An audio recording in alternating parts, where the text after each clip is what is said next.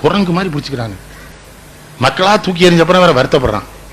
எத்தனையோ இன்னொன்னுங்க, காமராஜர் ஒரு தடவை கேட்டோம்னாங்க, எவ்வளவோ செஞ்சிருக்கோம்லாங்க, இதெல்லாம் நம்ம நிறைய விளம்பரம் பண்ணிருக்கோம். ஒரு வார்த்தை பதில் சொன்னாரு, இந்தா அவன் வரிப்பணம்னு, அவன் வரிப்பணத்தை அவனுக்கு முறையா செலவழிக்கிறதுக்கு தான் நம்மள வேலைக்காரனா வச்சிருக்கான்னு, நமக்கு அவன் வரிப்பணத்துல சம்பளம் தர்றான்னு, வேலைக்காரன் இதுக்கெல்லாம் செலவழிக்கிறது உரிமை உண்டுன்னு, அவன் காரியத்தை அவனுக்கு செஞ்சிருக்கோம், அவனுக்கு தெரியும் மூடுனார். 1.5 கோடி ரூபாய் மணிமுத்தார் அன்னைக்கு 1.5 கோடி ரூபாய் கேட்டார். 1.5 கோடி ரூபாய் ஒரு வாரத்துக்குள்ள வேணும்னாரு. கோசல் ராமன் தான்ல, ஒரு மாசத்துக்கு கேட்டார், ஒரு வாரத்துல வாங்கி கொடுத்தாரு மணிமுத்தார் அணை. வந்து எத்தனை அணை அணையா கட்டி வச்சாரு. வாத்தியார்கிட்ட கும்பிட்டார், ஆசிரியர்கிட்ட கும்பிடுறேன், ஏழை பிள்ளைகளை எல்லாம் உன்ட்ட அனுப்புறேன், ஏமாத்திராத. என்ன சொன்னாரு? திருநெல்வேலிக்கு வர்றாரு சேர்மாதி, அந்த வாவேசேர் குருகுலம் இருந்த அந்த கேட் அடைச்சிருக்குது, ஒரு பையன் மாடு மேய்ச்சிக்கிட்டு இருக்கா, இவர் பாக்குறாரு, கூப்பிட்டாருன்னா பள்ளிவம் போலையான்னாரு. அவனுக்கு இவர் காமராஜன் தெரியாது, சினிமாவில் நடிக்கல இல்ல இவரு, இந்த ஆள் ஜெயில தானே இருந்தாரு, அது நடிச்சுதான் தெரிஞ்சிருப்பான். தனுஷ தெரியுதே, எல்லா பேருக்கும் தெரியுது, தனுஷ அழகா இருக்கான் இல்லையா அவன், அதனால அவனை ரொம்ப ரசிக்கிறாங்க. அப்போ காமராஜ் கிடையாது, அழகு கிடையாது, ஒன்றும் கிடையாது, அவரை தெரியாது. உடனே கேட்டான், பள்ளிக்கூடத்துக்கு போனா யாருக்கு கஞ்சி ஊத்துறாங்கட்டான். அவனுக்கு ஒரு முதலமைச்சர் தெரியாது. அப்பவும் சில அதிகாரி தப்பானவன் இருப்பான்ல, ஒரு அதிகாரி ஓடி அந்த பையனை அப்படியே அடிக்க போனான், ஏய் இங்க வாடினாரு.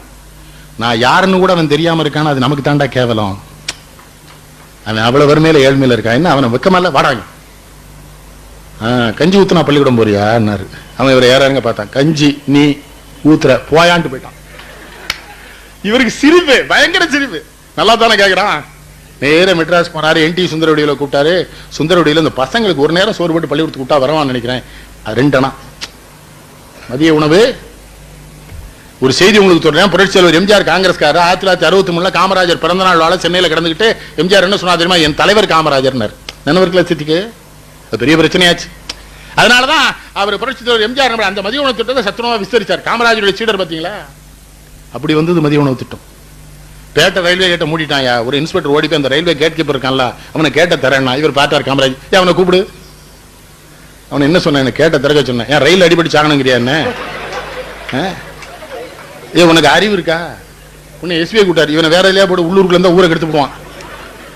அப்புறம் ரயில் வந்து கேட்டு திறந்து அந்த பக்கம், அதான் பெரிய மனுஷன், காரை நிறுத்தி அந்த கேட் கீப்பரை கூப்பிட்டு, இந்தா நீ அப்படித்தான் இருக்கணும்னு, குடியரசுத் தலைவர் இருந்தாலும் திறக்கக்கூடாது, இதுக்கு நீ தான் அதிகாரி, இந்த இடத்துக்கு நீ தான் எல்லாம், திறக்காத என்ன எவனாக்கு இருக்குன்னு சொல்லுவான். என்ன ஒன்றும் பயப்படாத, என்ன ரொம்ப மகிழ்ச்சி வரட்டுமா? அது மாதிரி ஒரு பக்கத்துல பணக்காரன் எவனும் நிக்கவே மாட்டான். திருநெல்வேலிக்கு வந்தாருவீங்களா, பணக்காரங்களாம் ஓடிடுவான் அவர்கிட்ட. ஏன்னா இவர் கையில துட்டு இருக்காது. இவனாவது ஏழை தொண்டை வந்து நிற்பான்ல, ஏ ராமசாமி நாடா அவனுக்கு 1000 ரூபா விடுன்ட்டு.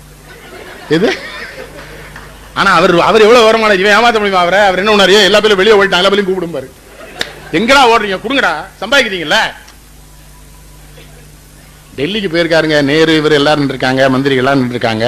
ஒரு பொருட்காட்சி திறந்து வச்சிருக்காங்க. அந்த இட பாக்குற மிஷின்ல அப்போ 4 நாள் நம்ம பொண்ணு போட்டு ஒவ்வொரு மந்திரி நேரு எல்லாரும் ஏறி பாக்குறாங்க. ஒவ்வொருத்தரா காமராஜ் வாங்க, இவர் போகவே இல்லை. நேரு கூப்பிடாரு, போகல. அப்புறம் நேரு கடைசி சொல்லி இருக்கிறாரு, அந்த 4 நாள் கூட அந்த ஆள்கிட்ட இருக்காதுடான் இருக்காரு நேரு. சாகும்போது நான் 10,000 ரூபா இருந்திருக்கு பேங்க் பேலன்ஸ். அந்த MP இருந்தனால வந்த பணம் இது. மேடல் தப்பா பேச விடுவாரா? நார்வேல் நாகராஜா தேர்தலில் போட்டிடுறாரு. ஜெயகாந்தன் கண்ணாசலம் பேசி போயிட்டாங்க, சின்ன நாமல பேசுறாரு. இந்த ராஜாஜின்னார் சின்ன நாமல சட்டை பிடிச்சிருக்காரு. உட்காருனே, அவர் நீ என்ன பேசுறது, அவர் எவ்வளவு பெரிய மனுஷன், உட்காரு பேசுறான். ராஜாஜி நீ எப்படி பேசலாங்க சின்ன நாமலே, பேசாம இருக்கு, நான் பேசிக்கிறேன். பெரியவர், அவருக்கு என் மேல கோபம் இருக்கு. விடுதலை போராட்டத்தில் பங்கு பெற்றவர், முதல் கவர்னர் ஜெனரல், உலகத்தில் இருக்கிற 10 அறிவாளில ஒரு அறிவாளி. கோபப்படட்டும், பெரியவங்க கோபப்பட்டாங்கிறார். என்ன பேசுறானே புரியலையா? அவர் ஆடம்பரமெல்லாம் பேச தெரியாது அவருக்கு. ஒரு சின்ன செய்தி எப்படி சொன்னா தெரியுமா? திருநெல்வேலில ஏகப்பட்ட கட்டை வெந்திருக்கு, சோத்த பொங்கி வச்சிட்டோம்னு பார்த்து பருமாறுங்கிறாரு. ஏகப்பட்ட கட்டை வெந்திருக்குன்னு யார சொல்றாரு? தியாகிகளை சொல்றாரு. ஏகப்பட்ட கட்டை வெந்து தாண்டா சுதந்திர சோரை பொக்கி இறக்கி. ஓமை எப்படி ஓமை? சாதாரணமா பேசுவார், பயப்படம் கிடையாது. ரொம்ப எளிமையான தமிழ், போலித்தனமா அவருக்கு ஏமாற்றவே தெரியாது. இந்த முதலமைச்சர் ஏதோ வருத்தப்படுறாராம், நான் ஏன் கேள்வி கேட்கிறேன்னு சொல்றாராம்னே. நான் உங்ககிட்ட கேட்கிறேன்னு, அது என்னப்பா அவங்க சொல்லுவாங்களே, உன் குடநிலையில தானே நானும் இருக்கேங்கிறாரு. பெரியாரும் அவரும் அத்தனை இணைவரியா நண்பர். பெரியார் ஒரு பச்சை தமிழர் குடியாத்தத்தில் போட்டிட்டார்ல, பாருங்கய்யா, ஒரு நோட்டீஸ் எழுதியிருக்கான். நான் காங்கிரஸ் வேட்பாளராக போட்டியிடுகிறேன்னு எழுதி கொடுத்துருக்கான். காமராஜர் இந்த போட்டி எடுன்னு, நான் யாருக்கும் போட்டி இல்லைன்னு, காங்கிரஸ் வேட்பாளனாக நிற்கின்ற எனக்குன்னு போடு. போட்டிங்கிற வார்த்தைய யாருங்க முடியும்?